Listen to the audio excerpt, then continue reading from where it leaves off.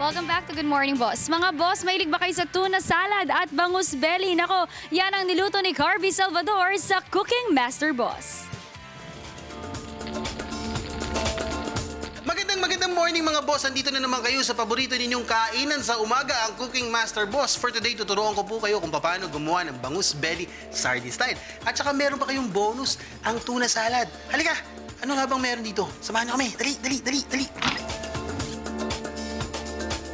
Chef Kenneth, good morning. Good morning, boss. Bangus belly sardines, homemade. Sabi niya napakabilis. Panoorin natin kung gaano ito kabilis. Okay. Unang gagawin, rub ng salt ang bangus. Tapos ilagay natin sa baking dish.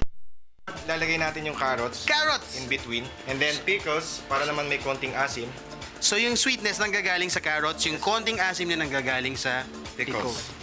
So aroma, kukuha tayo sa laurel. Laurel. Lalagay natin yung chilies. Peppercorn. Last, yung olive oil. So season it a bit of rock salt again. Sa ibabaw. Just, yep, finish. I-prepare ang oven ng 300 degrees. Kailangan natin ito ipasok for how many hours again, Chef? 2 hours. 2 hours. Ayan. And of course, habang nag-aantay tayo ng 2 hours sa ating bangus belly sardines, meron kayong bonus, ang tuna salad. Pe-prepare naman namin ito ngayon. Panood nyo. This is tuna belly. Kailangan natin ng soy sauce. Minced garlic. Ilagay natin. Okay.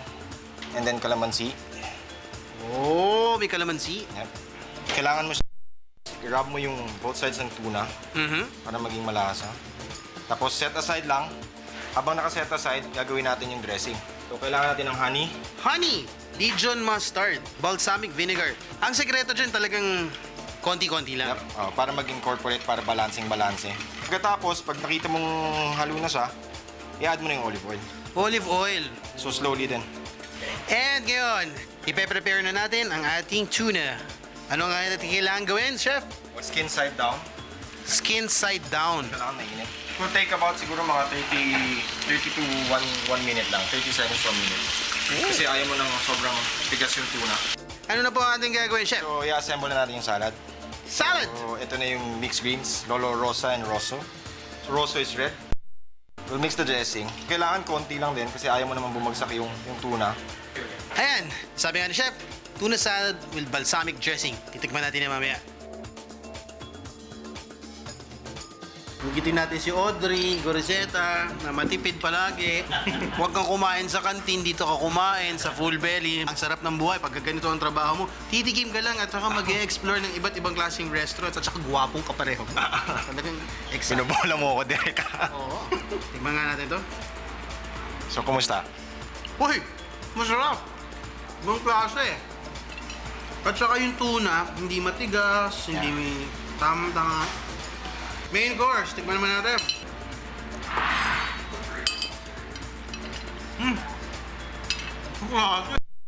Panalo. Ibang klase to. Salamat. Chef, Thank you rin. napakasarap ng ating niluto. Talagang hindi ko makakalimutan itong experience ito dahil yung pangalan ko nakalimutan ko sa sarap ng aking kinain.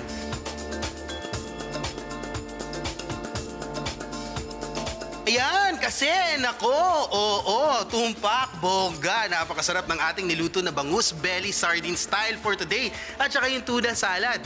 At kung na-miss na naman po ang aming recipe at episode for today, bisitahin lang ang aming Facebook page at www.facebook.com/cmbgmb. Wow, no? Sa isang linggo, saan kaya kami pupunta para na naman magturo sa inyo ng panibagong ingredients o panibagong secret crack recipe para sa inyong mga bahay. Again, ako po ang inyong Cooking Master Boss for today, si Carby Salvador. See you again next week.